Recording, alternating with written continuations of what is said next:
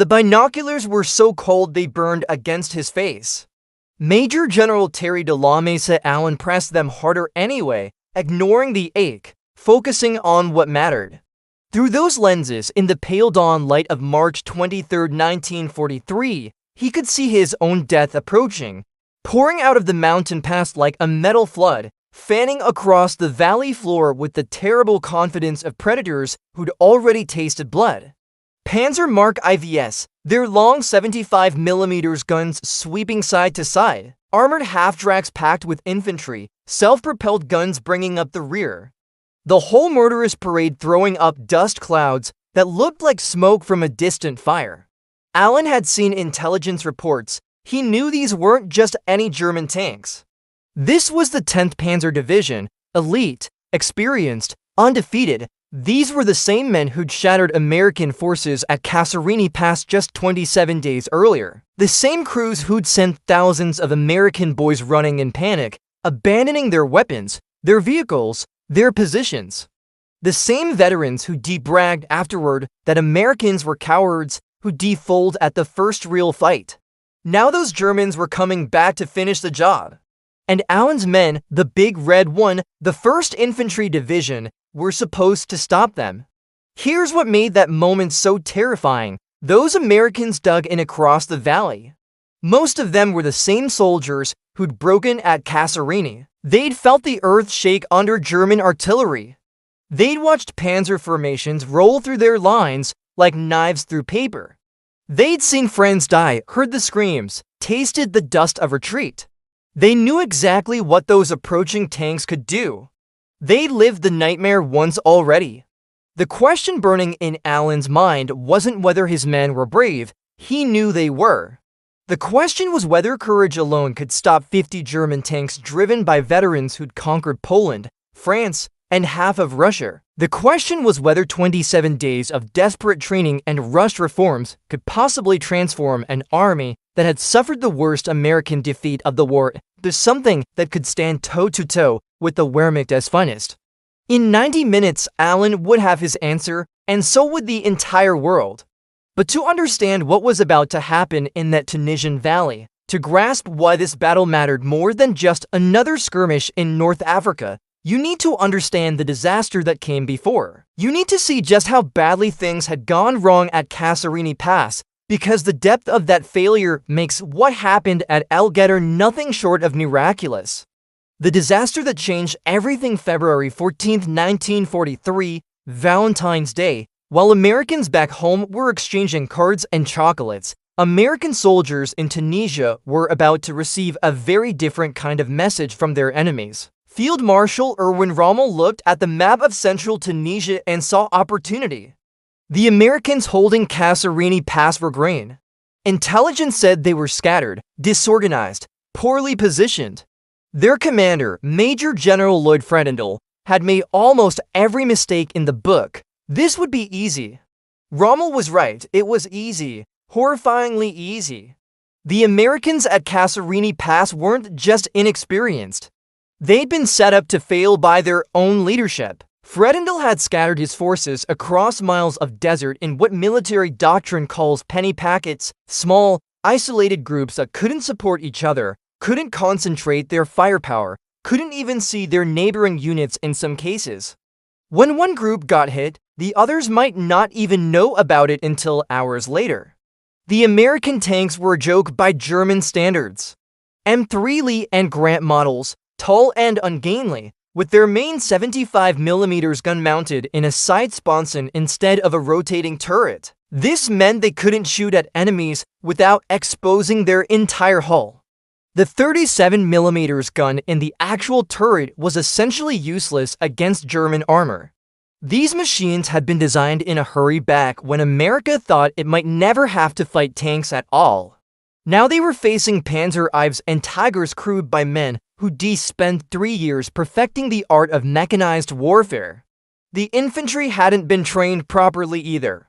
They dug foxholes, sure, but shallow ones. Nobody had told them that German tanks would deliberately drive over infantry positions, spinning their tracks to grind men into the earth.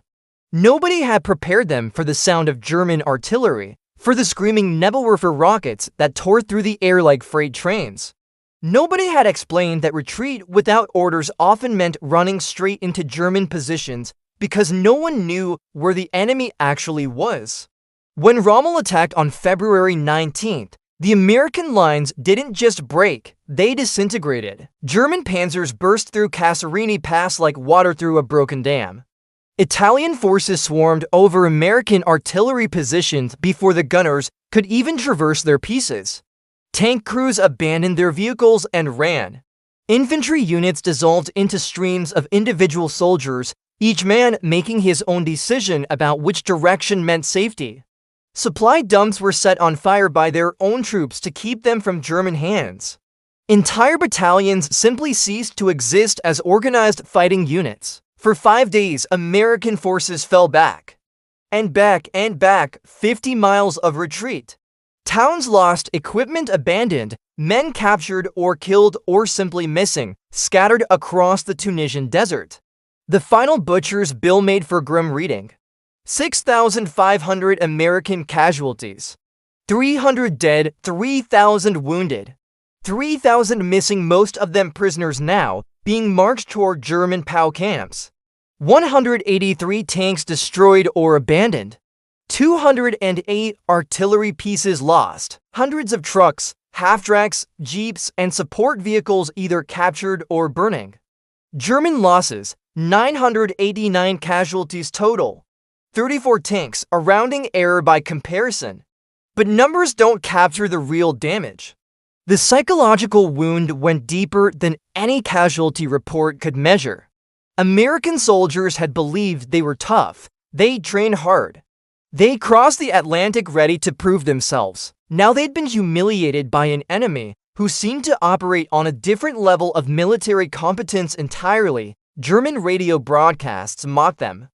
German officers wrote in their reports that American troops were poorly led and fundamentally inferior fighting material. One German general commented that Americans seemed more interested in their creature comforts than in actually fighting. The British were politer about it, but their doubts were just as sharp. Winston Churchill had already harbored concerns about American military capability. Now senior British commanders like Bernard Montgomery and Harold Alexander openly questioned whether American forces should be allowed anywhere near the front lines. Maybe Americans should handle logistics and garrison duty while the British did the real fighting. That seemed safer for everyone involved. Back in the United States, newspapers printed headlines that bordered on panic. Was the American army up to this war? Could American soldiers match German veterans? Had we sent our boys to die in a fight they couldn't win? Even in Berlin, high command breathed easier.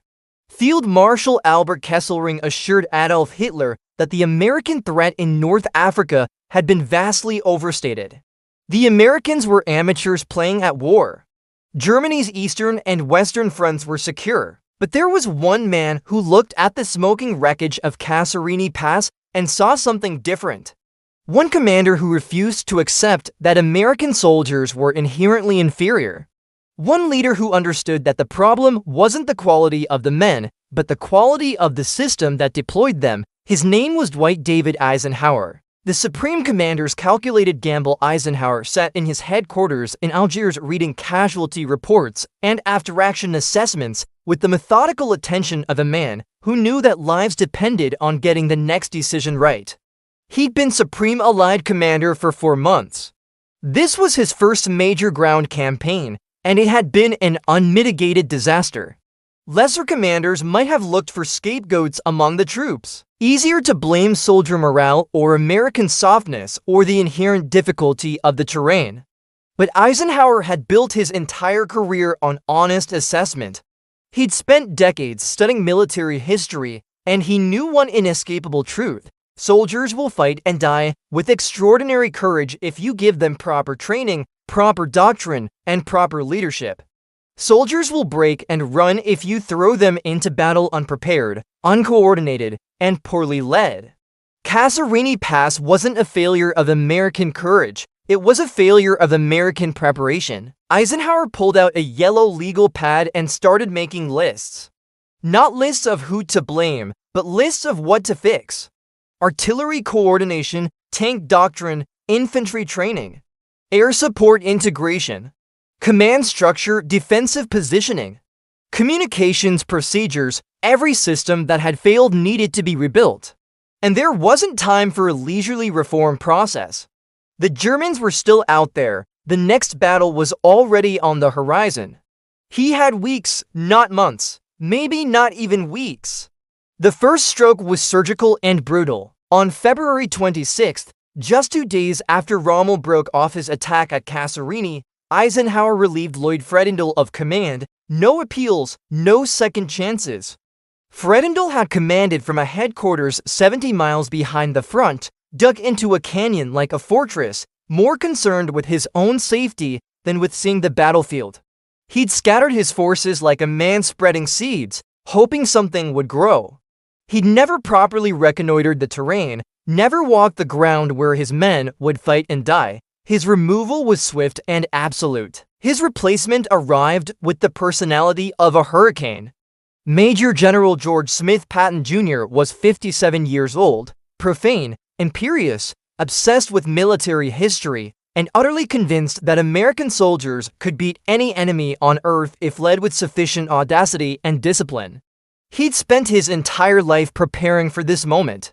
Cavalry officer in the punitive expedition against Poncho Villa, tank commander in World War I, student of military classics from Caesar to Napoleon, he thought constantly about how men moved, how they fought, how they died, and what made the difference between victory and catastrophe. Patton took command of the 2nd Corps at 1000 hours on March 6, 1943. He had 17 days before the next offensive. 17 days to take an army that had been shattered and mocked and turn it into something that could stand against German armor without breaking. He started with something that seemed trivial but wasn't trivial at all: uniforms. Every soldier in the 2nd Corps would wear a complete, clean, properly fitted uniform at all times. Helmet, leggings properly bloused, necktie in place. Insignia correct, boots polished, no exceptions, no excuses. Officers who allowed their men to appear in slovenly dress would be relieved. Soldiers who ignored regulations would face court-martial. The troops thought Patton had lost his mind. They were preparing for combat, and this maniac cared about neckties. They cursed him, called him crazy, complained bitterly that he was more concerned with spit and polish than survival. But Patton understood something most of them didn't. An army that looks disciplined will fight disciplined. A soldier who can't and be bothered to button his jacket properly can't and be trusted to maintain his rifle or hold his position when artillery starts falling. Visible standards create invisible habits. Standards you can measure: uniform appearance, weapon cleanliness, position discipline. Build standards you can't measure until battle starts: courage, steadiness, trust in the man next to you. Patton prowled the roads in his Jeep, stopping vehicles randomly, inspecting uniforms, questioning soldiers about their weapons and ammunition. He personally ordered shallow foxholes dug deeper. He fined officers for sloppy appearance. He made himself visible everywhere, all the time, like an avenging angel who never slept. The troops hated him. But they also stopped looking like a defeated rabble and started looking like an army again. While Patton hammered visible discipline into individual soldiers, Eisenhower's staff was rebuilding the invisible architecture of modern warfare. The systems, the doctrines, the procedures that turned individual courage into coordinated lethality. American artillery was excellent on paper. The guns were good, the ammunition was plentiful, the crews were well trained, but at Kasserine, artillery had fought like feudal lords, each battery defending its own small territory with no coordination beyond its immediate chain of command. A forward observer watching enemy tanks advance could only call fire from his own battalion, even if another battery had better range or clearer line of sight. Meanwhile, German artillery operated as one unified weapon. Any observer could summon fire from every gun in range, concentrating dozens of tubes on a single critical target in minutes. The fix was conceptually simple but operationally complex. Artillery would become a corps-level asset, not a battalion toy. Every battery would tune to coordinated frequencies. Fire direction centers would learn to calculate and combine fires from multiple units simultaneously. Forward observers would receive authority to call fires from any available battery. New procedures were written, new training exercises were designed and executed immediately. Radio operators learned new call signs and response protocols. Fire direction officers practiced mental calculations until they could plot concentrations in their sleep. Within 2 weeks, American artillery had transformed from a collection of independent batteries into a coordinated system capable of dropping hundreds of shells on a single grid square within minutes of a call. The Germans were about to discover what that meant. Tank doctrine underwent equally radical surgery. Before Kasserine, American tanks had been treated as armored cavalry, meant to charge enemy armor in glorious duels. That romantic notion had gotten men killed. German tank crews had years of experience. American crews had training ranges in Texas. Frontal charges against veteran Panzer commanders weren't brave. They were suicide. The new doctrine flipped the entire concept. Tanks would no longer hunt tanks as their primary mission. Instead, they'd support infantry, moving with them, using terrain, helping crack defensive positions. Dedicated tank destroyer battalions, faster vehicles with high-velocity guns, would hunt enemy armor. At Kasserine, these tank destroyers had been scattered in platoon-sized elements that could be overwhelmed or bypassed. Never again from now on, they'd fight as unified battalions, concentrating firepower at decisive points. American tank crews started training with infantry units, learning to move together, communicate clearly, coordinate their actions. Tank destroyer battalions practiced rapid deployment and massed fires. The romantic cavalry charge was dead. Practical combined arms warfare was born. Air support coordination began changing too, though this transformation would take longer to mature. Air liaison officers were assigned directly to ground units. New radio procedures for calling strikes were drafted and tested. Doctrine shifted toward ensuring some degree of air superiority before major ground operations began. By March 1943, the system was still crude. By D-Day in June 1944, it would be devastating. Command structure received the most fundamental overhaul. No more scattering divisions into fragments spread across vast distances. No more isolated outposts waiting to be crushed one by one like Fredendall had positioned them. Units would maintain divisional integrity with clear lines of mutual support. Nobody would be positioned where they couldn't be reinforced within hours. Strength through mass, not through dispersion, all of this happened simultaneously. While Patton enforced uniform standards and inspected foxholes, artillery officers rewrote fire procedures. While tank crews practiced moving with infantry, tank destroyer battalions rehearsed rapid concentration drills. While air liaison officers memorized new radio protocols, staff officers read through deployment maps and revised operational orders. 17 days of controlled chaos, 17 days of drilling new procedures until they became reflexive. 17 days of transforming an army that had broken into an army that might be able to stand. On March 17th, it was time to find out. Into the Valley of Testing, the 1st Infantry Division and 1st Armored Division moved east from Algeria toward Gafsa, an oasis town in central Tunisia. Intelligence suggested light resistance. The reports proved accurate. American forces took Gafsa without serious fighting.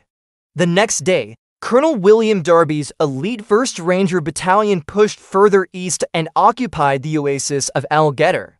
Italian troops fell back into the surrounding hills, blocking the mountain passes that led toward the coastal plain.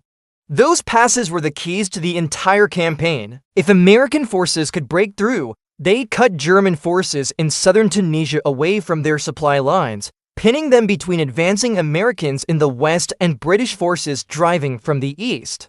General Hans-Jürgen von Arnim, commanding Axis forces in Tunisia after Rommel's recall to Germany, saw the danger immediately. He ordered the 10th Panzer Division to attack, not to capture territory, not to inflict casualties, simply to smash the Americans back away from those critical passes. A spoiling attack, a demonstration of who owned this battlefield. The Germans planned what they thought would be a simple operation. They crushed Americans at Kasserine 27 days earlier. Why would this be different? American soldiers ran when hit hard. Everyone knew that now. The 10th Panzer Division would roll forward, the Americans would break, and Tunisia would be secure for a few more weeks.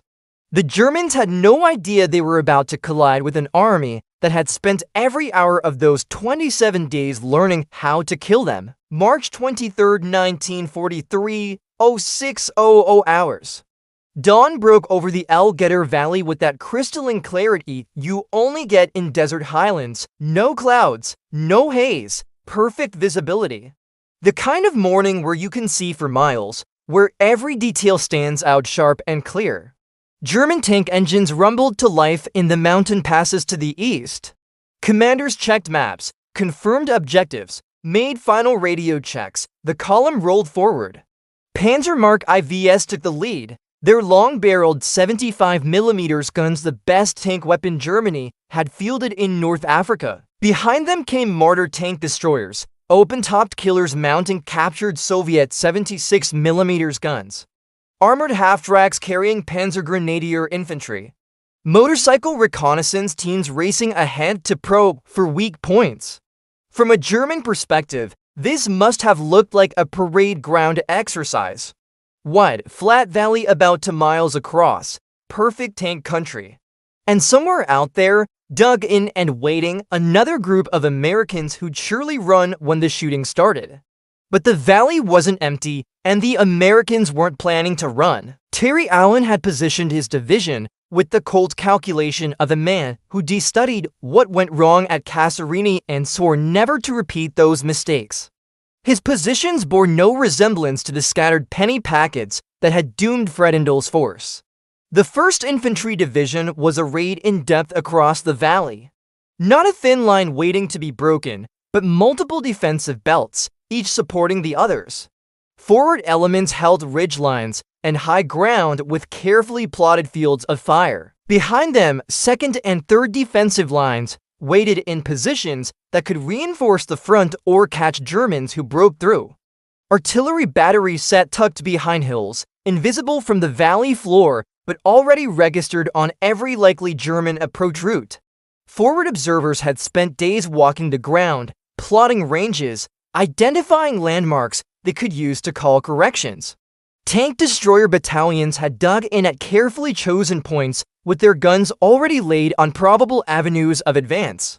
Their vehicles were so well camouflaged they vanished beyond 100 yards. Infantry sat in proper foxholes, deep enough to survive being overrun, positioned to support each other with interlocking fire. Engineers had spent the night planting minefields where German doctrine suggested panzers would advance. Every radio in the division was tuned to coordinated frequencies. Fire direction centers had direct lines to every artillery battery within range. Ammunition was stacked and ready. Medical stations were prepared to receive wounded. Supply routes were marked and secured. This wasn't improvisation. This was a prepared killing ground designed by men who'd been humiliated once and refused to let it happen again. The German column rolled into the valley like they owned it, maintaining tight formation. Moving with the calm confidence of veterans who'd shattered enemies across 3 continents. At about 400 yards from the forward American positions, the lead panzers hit the mines. The explosions came so fast they almost overlapped. Crack, crack, crack, crack. Tanks shuddered to a halt, tracks blown off, hulls jolted sideways. Some machines stopped dead, others tried to maneuver around the crippled vehicles and triggered more mines. The neat column began to bunch up, tanks crowding together as the formation accordioned into a compressed mass of steel. American forward observers had their binoculars pressed to their eyes, watching, calculating, waiting for exactly this moment. The order went out over radios, fire for effect. And suddenly every American artillery battery that could reach the valley open fire at once. This wasn't one battalion shooting. This was the coordinated fury of an entire corps' artillery system that had spent 2 weeks learning to function as a single weapon. 105mm howitzers and 155mm guns hurled shell after shell into the congested German column. High explosive rounds slammed into tank hulls, ripped open half-tracks, shredded exposed infantry. White phosphorus burst overhead in flowering clouds, streaming down in burning fragments that clung to metal and flesh and would stop burning no matter what you did. For 12 straight minutes, the sky over the Guettar Valley pulsed with fire. Shells screamed in, detonated, threw up geysers of rock and sand and metal fragments. Tanks brewed up, their ammunition cooking off in secondary explosions that sent turrets cartwheeling through the air. Half-tracks flipped over, men stumbled in circles, blinded, choking on smoke, trying desperately to find cover where there was none. Vehicles in the rear of the column tried to reverse out of the kill zone only to collide with wrecks or stray into fresh shell bursts. Some drivers panicked and veered off the road into soft sand where their tracks bogged down. Others simply stopped moving, cruised to shock to function. The entire German advance had gone from confident parade to trapped chaos in minutes. This was American artillery doing precisely what it had failed to do at Kasserine Pass: mass coordination, relentless destruction focused on a single decisive point. When the barrage finally lifted, leaving the valley choked with smoke and cratered like the moon, the tank destroyers went to work. The 601st Tank Destroyer Battalion had trained for exactly this moment. German tanks, stunned and disorganized after artillery, exposed in open ground, perfect targets. Their M3 gun motor carriages half-tracks mounting 75mm guns opened fire from concealed positions. Gun crews picked targets carefully, waiting for clean shots at turret rings and thin-side armor. Each hit sent a panzer lurching to a stop or spinning violently as the crew bailed out.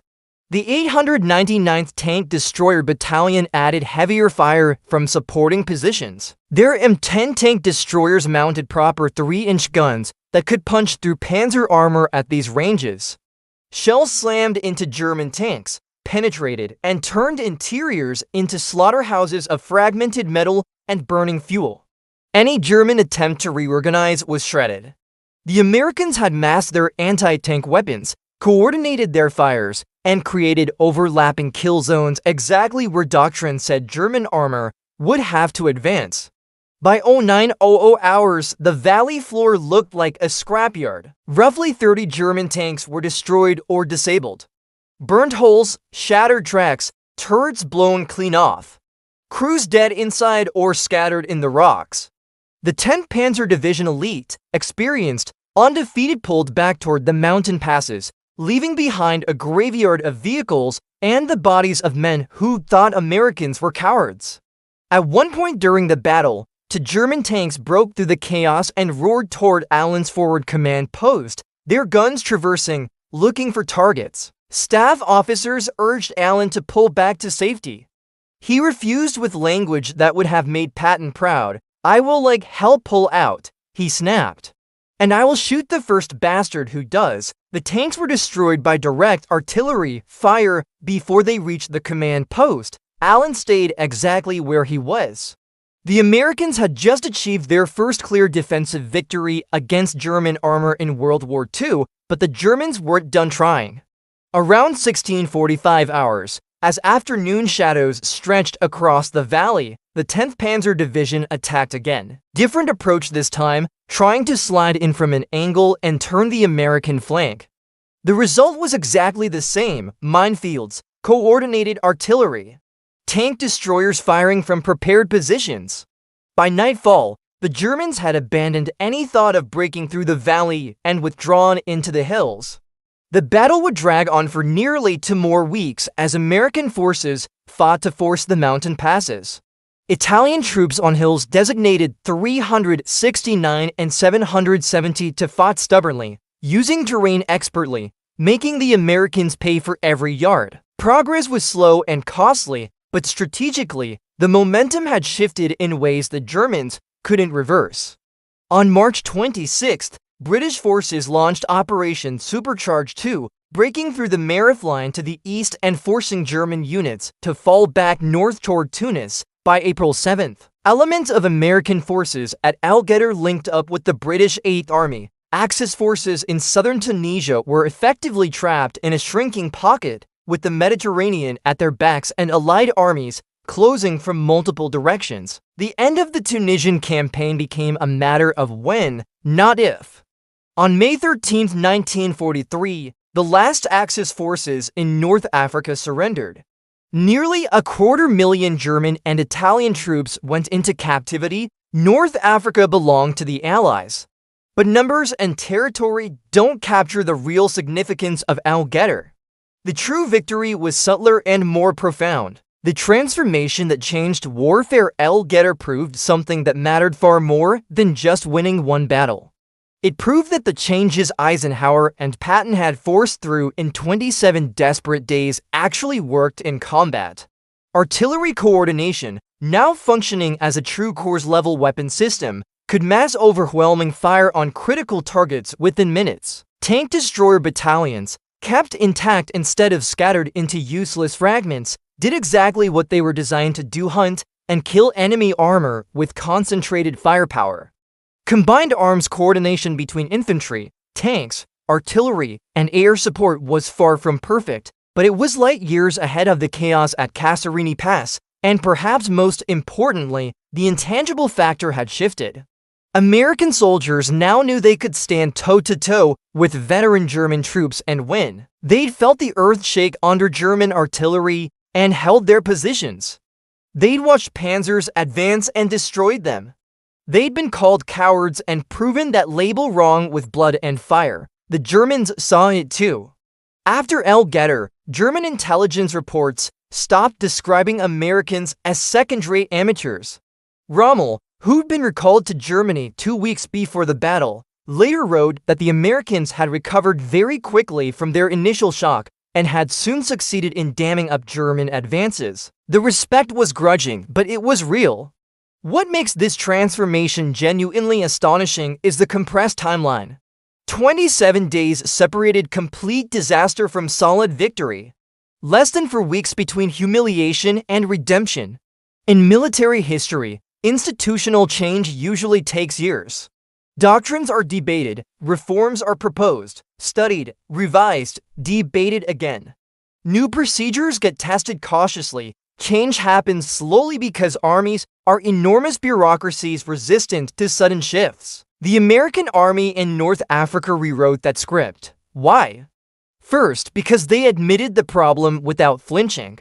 There was no propaganda spin, no desperate search for scapegoats among the rank and file, no attempt to pretend Kasserine had been anything but catastrophic. Eisenhower's staff produced brutally honest after-action reports that named failures explicitly. Bad leadership, flawed doctrine, poor communications, terrible deployment. They refused to blame lack of courage or American softness.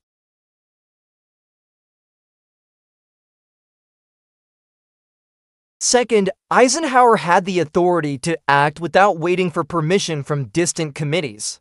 He didn't need to cable Washington for approval of every doctrinal change. He didn't need a congressional hearing to relieve a failed commander. He had theater-level authority to fix what was broken, and he used that authority without hesitation or apology. That kind of operational freedom was rare in World War II, where many commanders answered to politicians or bureaucrats who treated established doctrine like Holy Scripture. Third, the United States had the industrial capacity to turn ideas into reality with shocking speed. New radios manufactured in Cleveland and shipped to North Africa within weeks. Better tank destroyers already rolling off production lines in Detroit. Extra artillery ammunition loaded onto Liberty ships in Baltimore and delivered to Tunisian docks faster than most armies could even requisition supplies. American factories in 1943 were producing weapons, vehicles, and equipment at rates no other nation could match. That material abundance meant American units could experiment and adjust without worrying about supply constraints. If something didn't work, They could afford to replace it and try something else.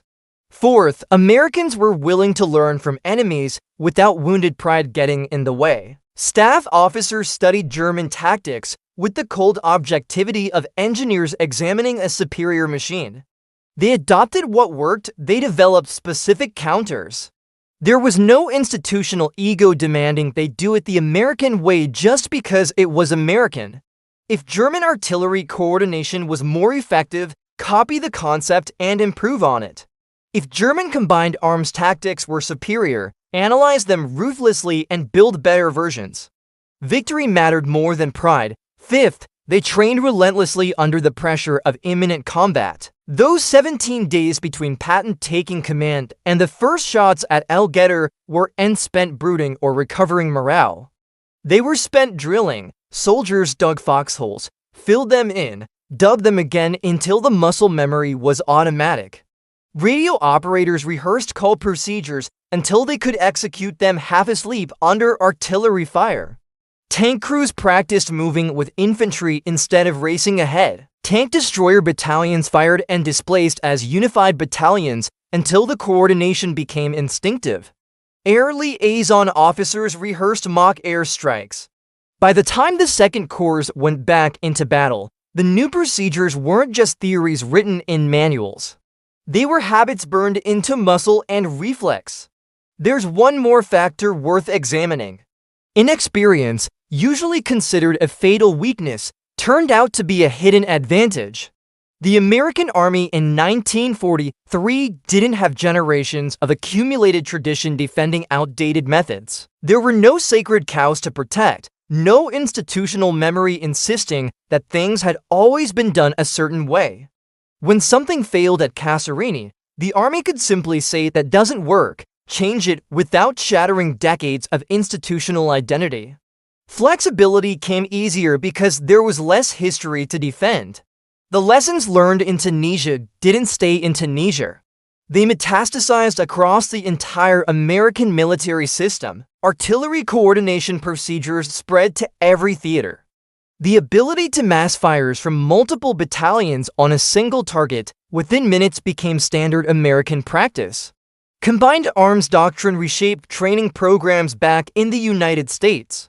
New tank destroyer tactics were refined and distributed throughout armored forces.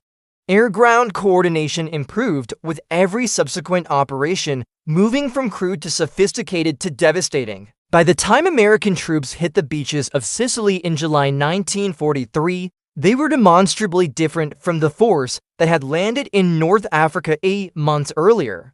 Still making mistakes, still learning, but learning faster than their enemies could adapt. The invasion of Italy in September showed further improvement. Sharper coordination, heavier, more accurate artillery. Better integration between air and ground forces. German defenders fought skillfully in Italy, using mountainous terrain brilliantly, but they were facing an opponent that not only fought hard, but adapted rapidly to new challenges. By June 6, 1944, D-Day, the transformation that began in the Atlas Mountains of Tunisia had reached full maturity.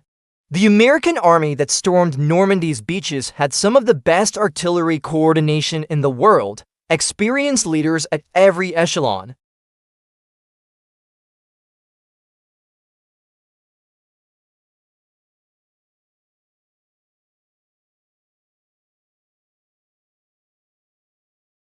But they were often constrained by rigid tradition, by political interference, by lack of resources, or lack of authority to make sweeping changes.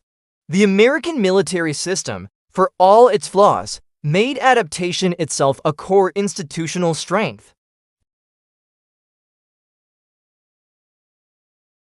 German units that devised counters to American tactics often found that by the time they tried to employ those counters, American forces had already evolved to something new. This is what made Guettar more significant than just another battle won or lost. It proved that institutional learning could happen at revolutionary speed under the right conditions.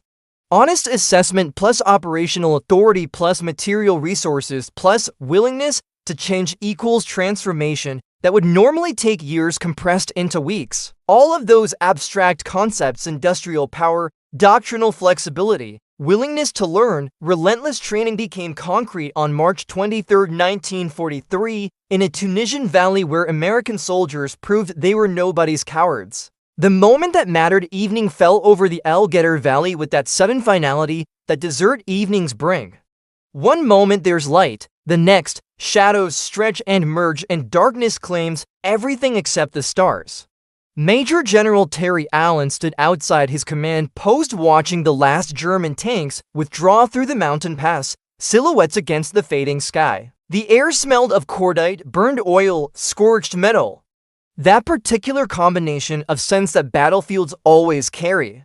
Wrecked tanks dotted the valley floor like broken sculptures, some still smoking, others already cooling into silent monuments. American soldiers sat cleaning weapons, bandaging minor wounds, staring at nothing in particular with the 1,000-yard stare that combat veterans know intimately.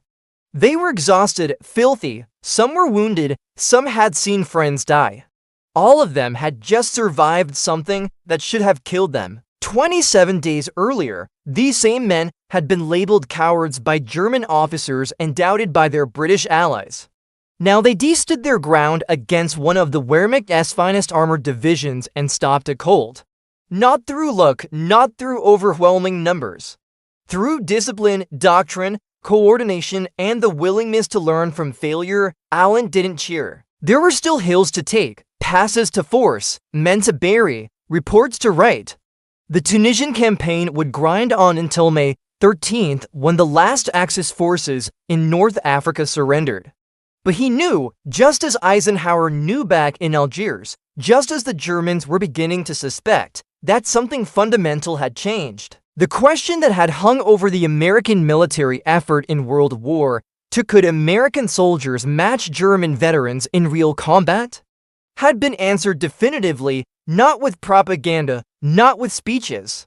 With the smoking wreckage of 30 German tanks lying scattered across a North African valley. In 27 days, an inexperienced army had taken its worst defeat and transformed it into a template for victory. That transformation would echo through Sicily, Italy, France, and Germany itself. It would become the foundation for American military effectiveness for generations. It would prove that institutional humility, the willingness to face failure honestly and change everything that needs changing, matters more than any amount of courage or firepower. The Germans at Kasserine Pass had taught the Americans a brutal lesson.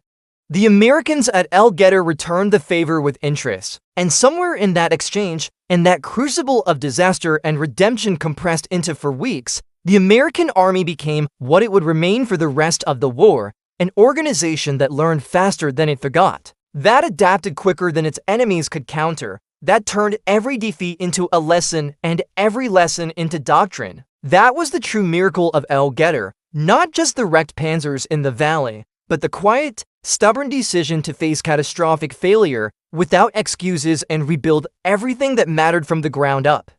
An institutional victory over pride and denial that made every subsequent battlefield victory possible. Some armies break after disaster and never recover. Some armies deny disaster happened at all. The American army in North Africa admitted complete failure, rebuilt itself in 27 days, and came back stronger. That's the story historians should remember.